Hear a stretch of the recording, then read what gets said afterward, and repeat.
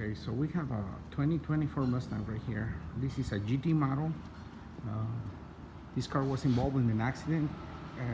We decided to repair it, and we're going to be doing a wide body kit.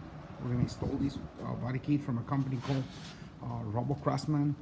We did some research. We saw this kit. We really like the way it looks.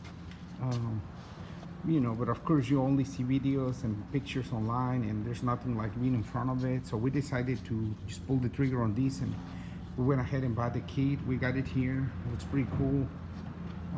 This one has the window right there for the engine.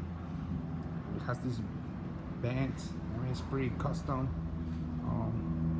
It has a really nice back bumper, fenders. We really like the way it looks. We're gonna start assembling these, and then we're gonna see how it comes out. We're gonna be shooting some videos of the progress. So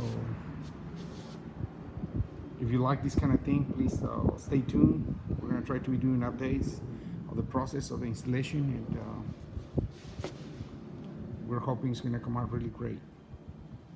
Thanks for watching.